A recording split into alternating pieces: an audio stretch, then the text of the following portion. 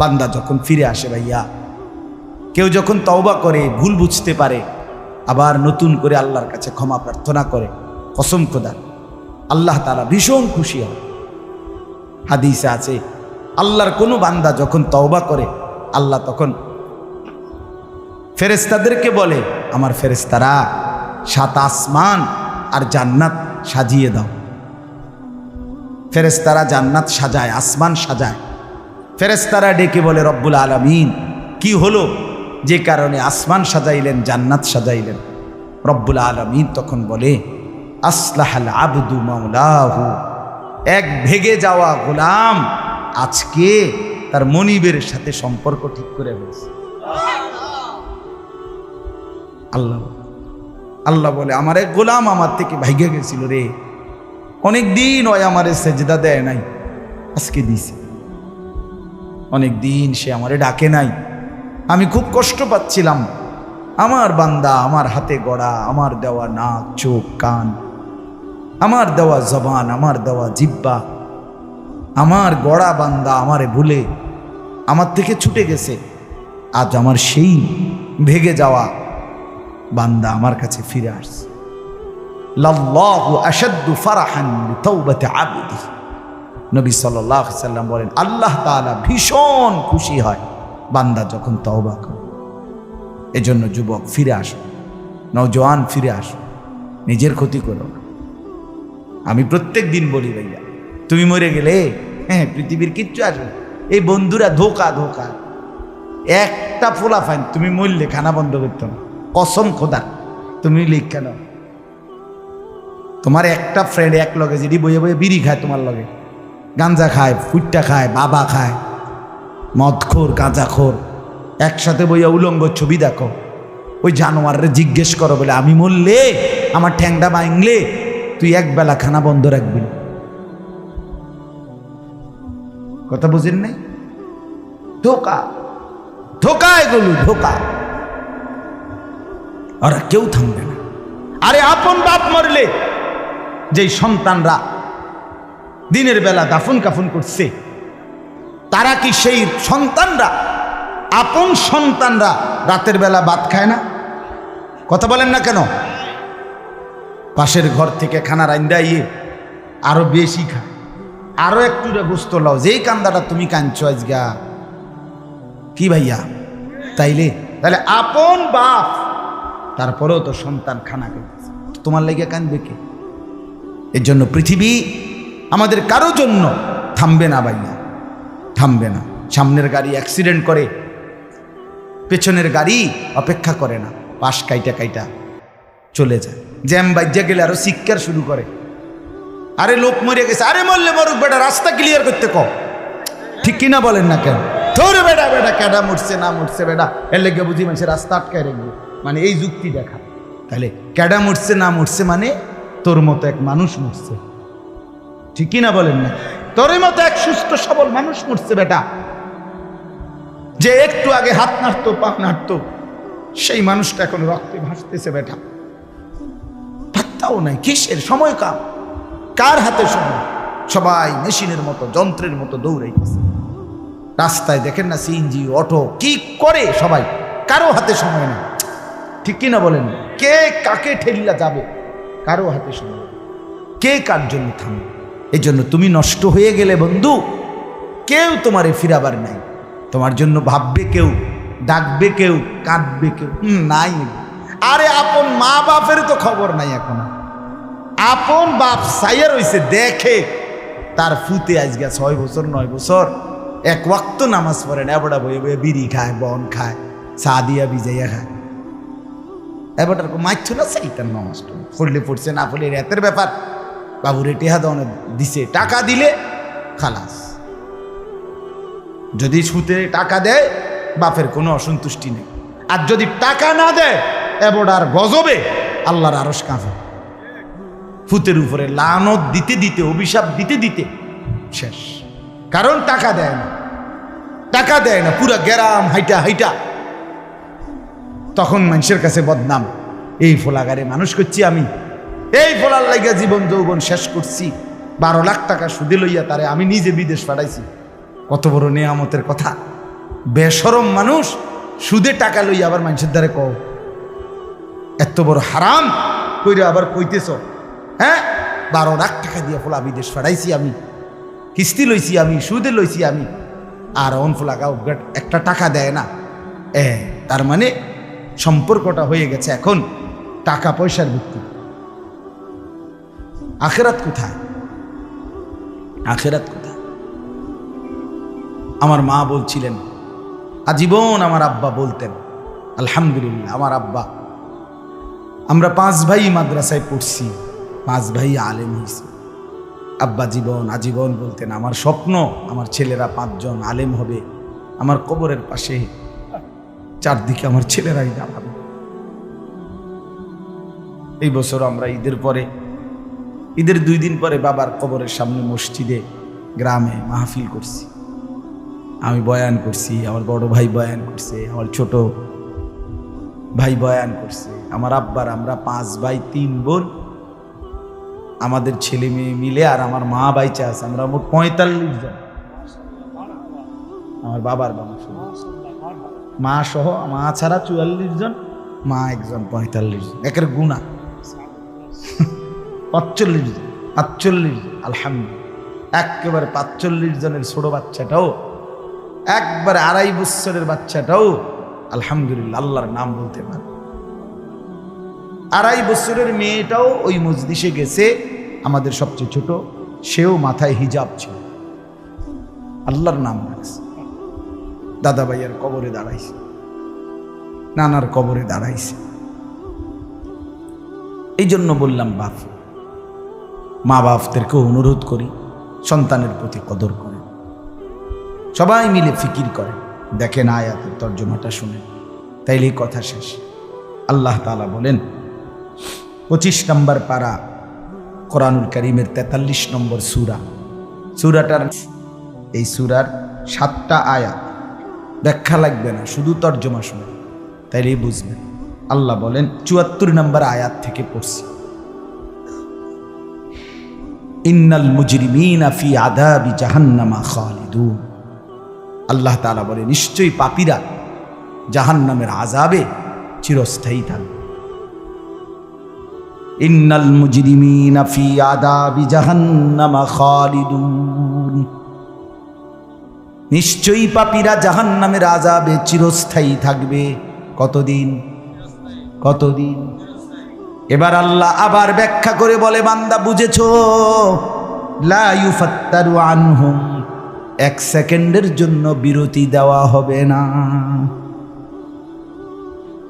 জাহান্নামী চিৎকার করে বলবে, মাওলা আমারে মৃত্যু দিয়ে দেন।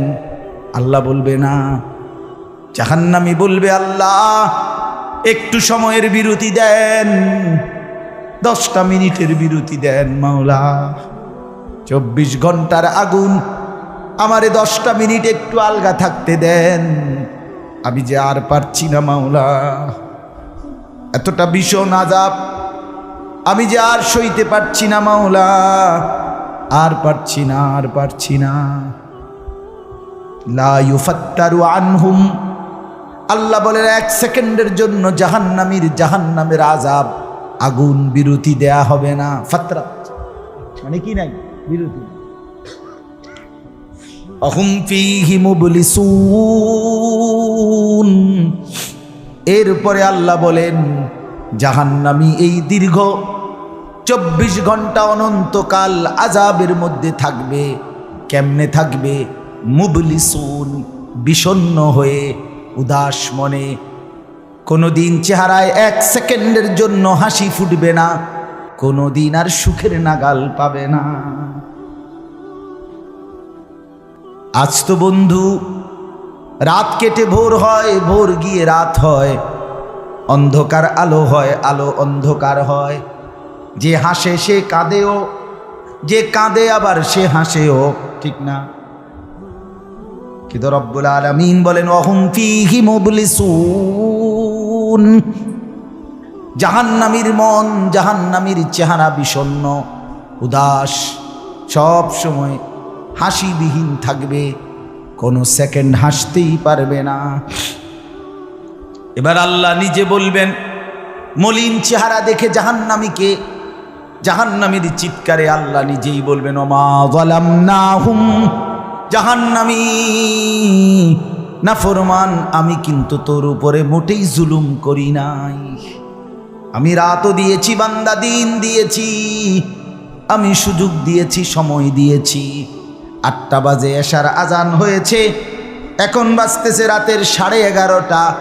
তাইলে আমি কিন্তু হায়াত 3.5 ঘন্টা তো দিয়েছি।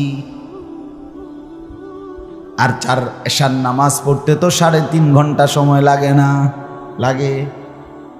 আমি তো ফজরের ওয়াক্ত আসার পরে ওয়াক্ত শেষ হওয়া পর্যন্ত প্রায় 1.5 ঘন্টা সময় দিছি। 4 রাকাত নামাজ পড়তে তো 1.5 ঘন্টা লাগে না? আমি তো জোহরের আজান হওয়ার পরে জোহরের ওয়াক্ত প্রায় 2.5 ঘন্টা, 2 ঘন্টা তো দিয়েছি। জোহরের নামাজ পড়তে তো বান্দা 2.5 ঘন্টা লাগতো না? হ্যাঁ। আসরের নামাজ 4 রাকাত নামাজ পড়তে তো 1.5 ঘন্টা লাগে না? তাহলে বলো না বান্দা আমি কি কোনো জুলুম করেছি কিনা বলো? ওমা যালামনাহুম, আমি বান্দা নাফরমান, আমি কিন্তু তোমাদের উপরে তাদের উপরে জুলুম করি নাই। ওয়ালাকিন কানু হুমুজ জালিমিন। আল্লাহ বলে বরং নাফরমান জাহান্নামী তুই নিজেই নিজের উপরে জুলুম করেছিস। তুই আমার রাতকে গান বাদ্য আর সিনেমার নর্তকীর নাচ গান আর উলঙ্গ ছবিতে শেষ করে দিয়েছিস। তুই আমার দিনকে গুনাহ, সুদ, ঘুষ আর অবৈধ উপার্জনের পিছনে শেষ করে দিয়েছিস, নিজেই জুলুম। এবার শুনেন, এবার আল্লাহ তাআলা বলে জাহান্নামী, এবার শুনেন আল্লাহ যখন এটা বলবে জাহান্নামী এই ভীষণ আযাবে একটা বিরতি নাই। এইবার জাহান্নামের ফেরেশতাকে ডাকবে। জাহান্নামের দায়িত্বে প্রধান যেই ফেরেশতা, ওনার নাম মালিক। ওনার নাম কি? মালিক ফেরেশতা। এই কোরআনে ওনার নাম ডাইরেক্ট এখানে আছে। জাহান্নামী বলবে ওয়ানাদাউ ইয়া মালিক লিয়াকদি আলাইনা রাব্বুক। ওহো, আল্লাহ বলে জাহান্নামীরা, জাহান্নামের ফেরেশতা মালিককে ডাক দিবে, ইয়া মালিক, হে মালিক শোনো না। ফেরেশতা একটু শোনো না। লিয়াকদি আলাইনা রাব্বুক, ফেরেশতাকে বলবে ফেরেশতা তোমার রব, তোমার আল্লাহকে একটু বলো না এমন কষ্টের আযাব না দিয়ে আমারে চিরতরে একবারে শেষ করে দিতে, আমি যে আর পারছি না। লিয়াকদি আলাইনা রাব্বুক, বলো না ফেরেশতা, তোমার মাওলাকে বলো না, তোমার রবকে বলো না আমারে একদম শেষ করে দিতে, আমারে মৃত্যু দিয়ে দিতে, আমি যে আর পারছি না। কেমনে সইব এত গরম, কেমনে সইব এত আযাব? ফেরেশতা তখন বলবে ক্বালা ইন্নাকুম মাকিসুন। ফেরেশতা বলবে না নাফরমান পাপী, এই জাহান্নামী তোকে অপেক্ষা করতে হবে, মৃত্যু হবে না। আল্লাহ বলবেন লাকাদ জিনাকুম বিল হক, আমি তো বান্দা সত্যের বাণী, সঠিক বাণী বারবার তোমার কাছে নিয়ে এসেছিলাম। একবার বেলায়েতুল্লাহ বলছে, একবার আনিসুর রহমান বলছে, বারবার বারবার বারবার আমার কত বান্দা দিয়ে, কত ইমাম, কত খতিব, কত আলেম, কত বুজুর্গ দিয়ে আমি তো সত্যের বাণী, কোরআনের বাণী, এই জাহান্নামের কথা বারবার তোর কাছে বলাইছিলাম বান্দা। ওয়ালাকিন্না আকসারাকুম লিল হাক্কি কারিহুন, কিন্তু তোমরা তো অধিকাংশই আমার সত্যের আহ্বান, আমার কোরআনের আহ্বানকে অপছন্দ করেছ। পাত্তা দিস এত বাদ দিস হুজুর লাইতান কইবই মাতিস তাই আছে না? এমন ব্যর্থ মিজলো কথা বলে না। অনেক বুড়া মানুষও আছে, বুড়া মানুষ। আর রাখো হুজুররা যত কয় এত না, কিছু কইতে লাগলে বাড়াইয়াও কয় বেটা হুজুররা বেড়ায়। কথা বলেন না কেন? হ্যাঁ, আরে রাখ আল্লাহ ভরসা বেটা, আল্লাহ ভরসা কিতা, আল্লাহ ভরসা কিতা মানে আল্লাহ কি, আল্লাহ কি হিসেবে ভরসা আমি এটা আবার বুঝাই এখন। আল্লাহ বলছে বান্দা তুমি বিড়ি খাইতে থাকো আমি ভরসা, হ্যাঁ এমনি আল্লাহ কইছে নাকি? তুমি টেলিভিশনে নাচ গান প্রত্যেক দিন বিকালে নর্তকী দেখো আমি ভরসা, এটা নিয়ে আল্লাহ কইছে। তো আপনি কিতা কইলেন কি আল্লাহ ভরসা কিতা, কি বুঝাইতে চাইলেন? হ্যাঁ, আল্লাহ ভরসা মানে কি? মানে আপনি গুনার উপরে মৃত্যু পর্যন্ত টিকে থাকবেন আর আল্লাহ ভরসা, এটাই না? নবী সাল্লাল্লাহু আলাইহি সাল্লাম সুপারিশ করবেন মানে কি? নবীজি সুপারিশ করবেন এই কথার অর্থ কি? এই কথার অর্থ এই যে উম্মত তুমি বিড়ি সিগারেট মদ জুয়া চুরি ডাকাতি জিনা ব্যভিচার নাচ গান সুদ ঘুষ তোমার যে দুর্শল্যে কুলায় মৃত্যু পর্যন্ত শেষ মুহূর্ত পর্যন্ত তুমি করতে থাকো, আমি সুপারিশ করে করে তোমার বেহেশতে দিন, এই তো অর্থ না? তো কি তা আপনি বলেন আমারে কি আসলে কি? আরে মুসলমান খুব বেশি খামখেয়ালি, খুব বেশি খামখেয়ালি। এবার দেখেন একটা শক্ত কথা আল্লাহ বলছে, আম আবরামু আমরান ফাইন্না মুবরিমুন। আল্লাহ বলে জালেমরা পাপীরা তোরা আমার আযাব থেকে বাঁচবার কোনো ব্যবস্থা করেছো কিনা তোমরা ঠিক করো। ফাইন্না মুবরিমুন, আমি তোমাগরে কেমনে ধরবো শাস্তি দেব কি কি এগুলো আমি আল্লাহ আমারগুলো ঠিক করে ফেলেছি। যে আম আবরামু আমরান, তারা কি কোনো ব্যবস্থা করেছে কিনা জিজ্ঞেস করেন। ফাইন্না মুবরিমুন, আমার ব্যবস্থা আমি করে রাখছি। বুঝেন নাই কথাটা? আল্লাহ বলেন আমার শাস্তি দেব কি কি, আমার আযাব দেব কি কি আমি সব ঠিক করে রাখছি জাহান্নামে। তুমি বান্দা বাঁচবা কেমনে তোমারটা তুমি ঠিক করছো কিনা বলো। এবার শেষ আয়াত, আম ইয়াহসাবুনা আন্না লা নাসমাউ সিররাহুম ওয়া নাজওয়াহুম। আল্লাহ বলে নাফরমান পাপীরা জালেমরা দুশমনরা মনে করে আমি তাদের গোপন কথা অন্ধকারের গোপন পরামর্শ একেবারে চুপচাপ নিরিবিলি কথাগুলো আমি শুনতে পাই না। কারণ ইয়ারফোন লাগাই রাখছে না, মা কানের মধ্যে দুইটা বল্টু লাগাইলে তার আল্লাহ শুনে না, কথা কয় না। হ্যাঁ, আল্লাহ জিজ্ঞেস করছে তুমি এই ভাবছো না তুমি যে কানের মধ্যে গান শুনবার টাইমে ইয়ারফোনের বল্টু লাগাইয়া রাখো, তুমি মনে করছো না ফরমান মাইনসে না শুনে না, তো মাইনসে যখন শুনে না আমিও শুনি না নাকি? জবাব দেন, ওই যুবক বলো না মিয়া, মাটির নিচে কিংবা অন্ধকারে অথবা একাকী কোনো গোপন জায়গায় তুমি যেই অসভ্যতা করছো, যেই ভিন নারীর সাথে কথা বলছো, বন্ধুদের অসভ্য আড্ডা দিচ্ছ, তুমি মনে করছো গ্রামের কেউ দেখে না, গ্রামের কেউ জানে না। আল্লাহ বলে তাহলে তুমি কি এই ভেবেছ যে আমি আল্লাহও জানি না? বালা, হ্যাঁ আল্লাহ বলেন আমি জানি, আমি শুনি, আমি দেখি। আর অরসুলুনা লাদাইহিম ইয়াকতুবুন, আমার পক্ষ থেকে মনোনীত ফেরেশতা ডান কাঁধে বাম কাঁধে তারা কিন্তু সাথে সাথে 24 ঘন্টা ইয়াকতুবুন লিখতেছে লিখতেছে লিখতেছে লিখতেছে কি না বলেন? ডান কাদের আর বাম কাদের ফেরেশতাকে তুমি তোমার থেকে আড়াল করবা কেমনে? বলেন না কেন? কেমনে আড়াল করবেন? সুযোগ আছে কারো? আল্লাহ আমাদেরকে বুঝ দান করে। অতএব বাপ, জাহান্নামীর আত্মচিৎকার শুনলেন আপনি, জাহান্নামী আল্লাহকে ডাকবে, জাহান্নামী ফেরেশতাকে ডাকবে, জাহান্নামী একটু আযাবের হালকা করতে চাইবে, জাহান্নামী মৃত্যু কামনা করবে, জাহান্নামী কতভাবে যে বাঁচতে চাইবে, কিন্তু কসম আল্লাহ বাঁচতে পারবে না। এজন্য দয়া করে রাত গভীরে মেহেরবানি করে চলেন প্রত্যেকে ইনশাআল্লাহ, সিদ্ধান্ত নিন। শেষ পর্যন্ত যে কয়জন যুবক টিকে রইলা, বসে রইলা, ভাইয়া তোমাদের কাছে অনুরোধ, আজকের থেকেই বদলাও ভাইয়া। আগামী দিনে মুসলমানের জন্য, ইসলামের জন্য খুব বেশি যুবকের দরকার। তোমরা না আগাইলে, তোমরা না ফিকির করলে আগামী দিনে ইসলামের জন্য লড়বে কে? ভালো।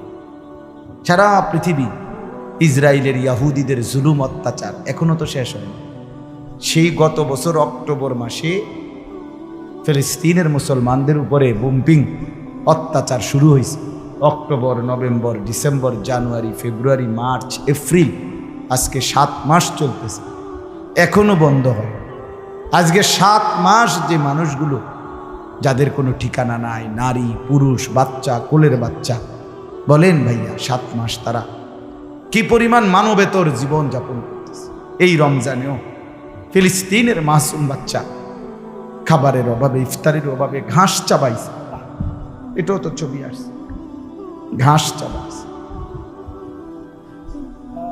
আমার বাচ্চাটা 2.5 বছর, একটা মেয়ে আমার সাথেই ঘুমায় রাত্রে, প্রায় সময় রাত্রে উইটা এই 2 ঘন্টা 2.5 ঘন্টা হঠাৎ উঠে পাবো পানি ঘামো, পানি ঘামো। আমি সবসময় আমার বালিশের পাশে, খাটের পাশে পানি রাখি হেলবে।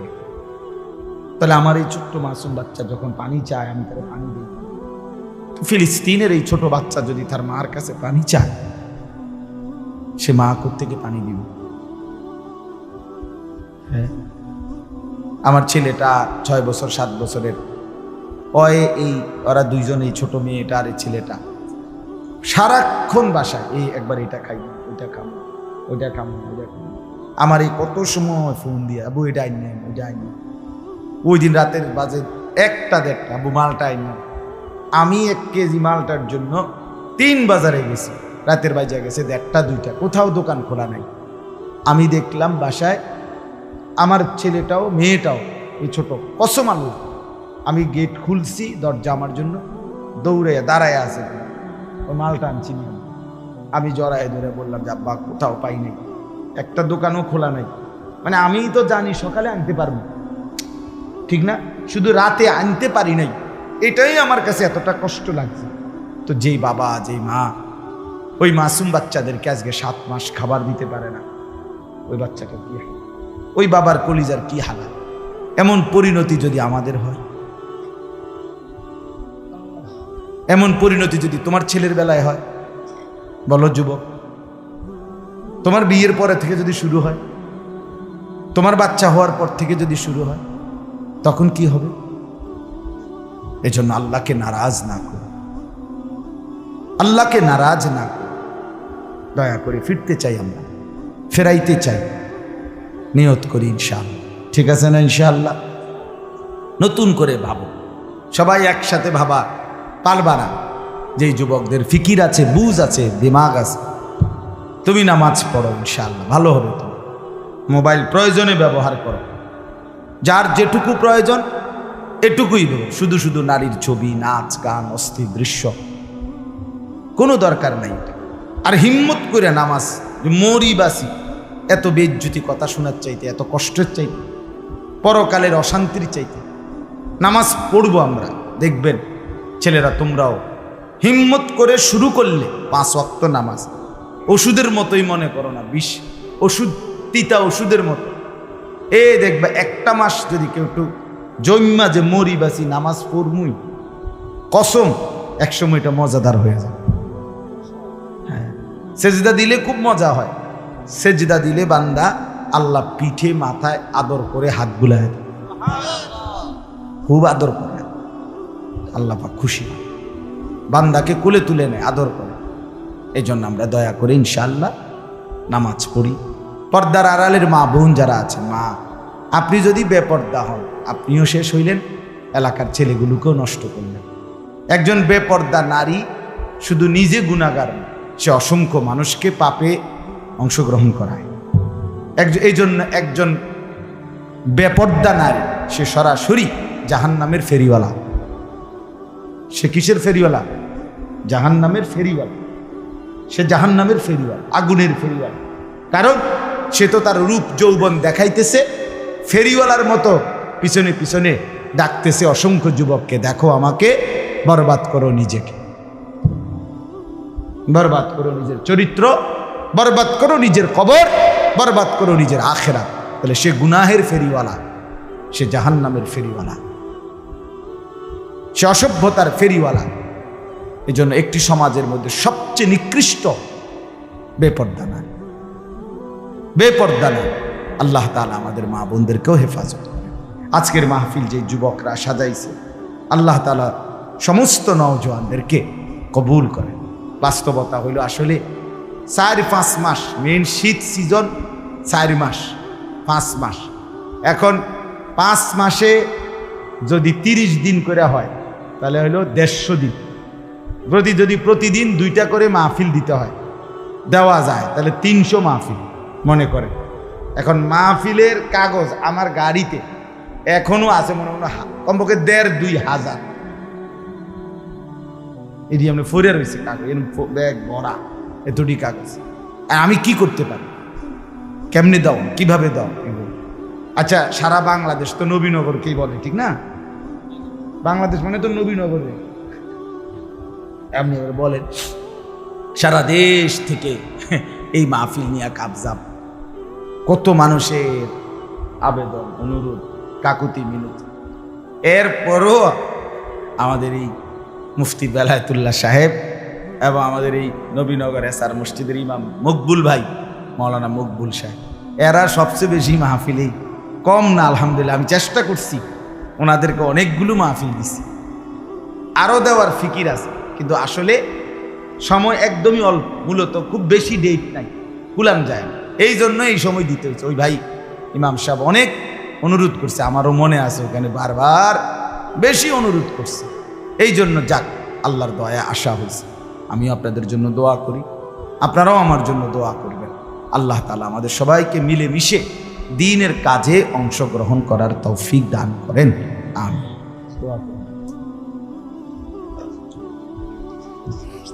আল্লাহ কবুল করেন।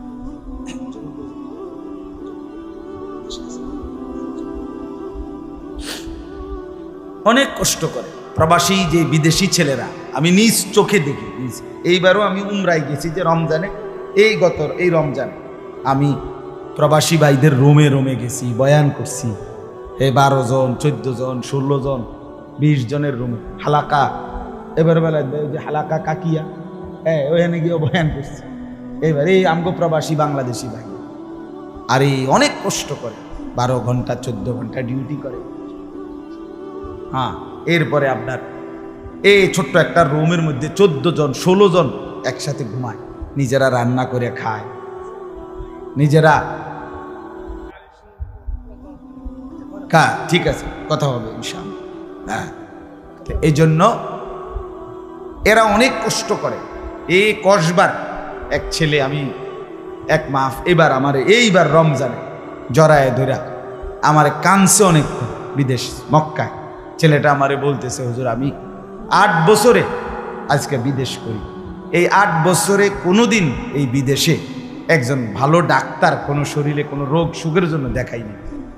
কয়েকজন ডাক্তার যদি দেখাই তাহলে হেরার যে ওষুধ টষুধ দিবে আমার 15-20 হাজার টাকা চলে যাবে খরচ। তাইলে আমি বাড়ির টাকাটা পাঠামু কেমন? এই জন্য ব্যথা বেদনার একটা ট্যাবলেট খাইয়া পইরা থাকি হুজুর, আর এই কলজার মধ্যে জমাইয়া টাকাগুলো সব বাড়িতে পাঠায়। ছেলেটা আমারে খুব কাঁদছে, আমার পোলাটার কথা মনে হয়। সে আমারে বলছে, হুজুর আমি আজকে 8 বছরের কসম আল্লাহ, এই মক্কায় বলতেছি, সুখ নিজের আনন্দ বলতে কি জিনিস আমি আজকে 8 বছরে কোনোদিন দেখিনি। সবটা দিয়ে দিছি পরিবারের জন্য, মানে বাড়িতে, শুধু কোনো রকম মানবেতর, কোনো রকম মানে কোনো রকম জিন্দিগিটা কাটাই, বিদেশে পড়ে আসি আমি। কিন্তু এরপরে বাবা, এতটা কষ্টের টাকা পাঠাবার পরে যেই স্ত্রী, যেই বিবি বাজারে বাজারে ঘুরে, বেপর্দা ঘুরে, মোবাইলে সারা দিন রাত পড়ে থাকে, স্বামীর পবিত্র আমানত, নিজের ইজ্জত, নিজের সতীত্ব নষ্ট করে, পরকিয়া, ভিন কোনো পুরুষের সাথে অবৈধ কোনো সম্পর্ক করে, তার মতো অসভ্য, নির্লজ্জা, বেহায়া, অসভ্য নারী আল্লাহর জমিন আর কেউ হইতে পারে না। তোর জন্য বেটি, তোর ছেলেটার জন্য, বাচ্চাগুলোর জন্য এই ছেলেটা, এই পুরুষটা আজকে 6টা বছর, 8টা বছর, 12টা বছর বেটা বিদেশের জমিনে পড়ে আছে, আর বিনিময়ে তুই নিজের জিন্দেগি নষ্ট করে দিলা, স্বামীর পবিত্র আমানত নষ্ট করে দিলা তুমি।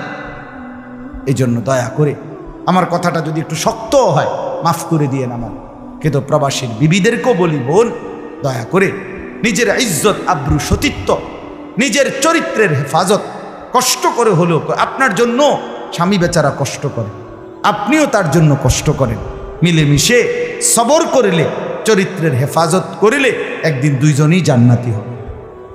ছেলেরা যারা তোমাদের বাপ বিদেশ, তোমরাও ভাইয়া একটাবার দেখে আইসো কি কষ্ট করে। এই জন্য দয়া করে কষ্টের এই রক্ত পানি করা টাকা শুধু শুধু মোবাইল টিপ্পা উলঙ্গ ছবি দেখা নর্তকীর নাচ গান দেখে ভাইয়া নষ্ট করো। এত বড় জুলুম বাপের উপরে কইরো না, আল্লাহ সইবেন। এত বড় জুলুম কইরো না, একদিন তুমি কষ্ট পাইবে, একদিন তোমার উপরে এই মুসিবত আসবে। আল্লাহ আমাদের ছেলেদেরকেও হেফাজত করেন। মসজিদের কাজ আমি নিজেও দেখছি, আলহামদুলিল্লাহ মসজিদের কাজ চলতেছে। দয়া করে সবাই মিলে মসজিদের দিল খুলে দান করবেন। মনে রাখবেন হাদিসের মধ্যে আছে, আল্লাহ নবী সাল্লাল্লাহু আলাইহি সাল্লাম বলছেন, ইসরাফিল যখন ফু দিবে কিয়ামতের দিন সব কিছু ধ্বংস হবে, হবে কি না? কথা বলেন না। ইল্লাল মাসাজিদ, নবীজি বলছে মসজিদ ব্যতীত। ইসরাফিল ফু দিলে আসমান জমিন চন্দ্র সূর্য ঘর বাড়ি দালান বিল্ডিং পাহাড় নদী সব চুরমার হয়ে যাবে, মসজিদ ভাঙবে না। বোতলে মসজিদ কি হবে? এক মসজিদ আর এক মসজিদের সাথে লাগবে, মিশবে আর কি, মিশা সব মসজিদ কাবা ঘরের সাথে মিলবে, একসাথে আল্লাহর ঘর কাবা সহ একসাথে সবগুলো জান্নাতে চলে যাবে। এরপরে এই জন্য মসজিদের দান যে করলেন, আপনি মসজিদে টাকা পয়সা দান করলেন, যে এই মসজিদ আপনি বেশ দিকে দেখবেন, আর এই যে আমরা কেন মসজিদ বুঝেন নাই। এই জন্য মসজিদের দান শেষ হয় না, মসজিদের দান কি হয় না, শেষ হবে না। আপনি দিয়ে যাবেন, এ আগে দিছেন আবার দিবেন, সামনেও দিবেন, ঠিক আছে ইনশাআল্লাহ। সবাই সহযোগিতা করেন। ভবিষ্যতেও ছেলেরা তোমরা নিজেদের এই মাহফিল আন্তরিকতার সাথে মিলেমিশে চালু রাখো, চেষ্টা করবা। আমরাও যদি কখনো আবার সুযোগ পাই আসার চেষ্টা করব। আরও ওলামায়ে কেরাম বেলায়েত ভাইয়ের সাথে কথা বললে ফিকির করে দেবে ইনশাআল্লাহ, চেষ্টা করে দেবে। আল্লাহ তাআলা সবাইকে কবুল করুন। আলহামদুলিল্লাহ।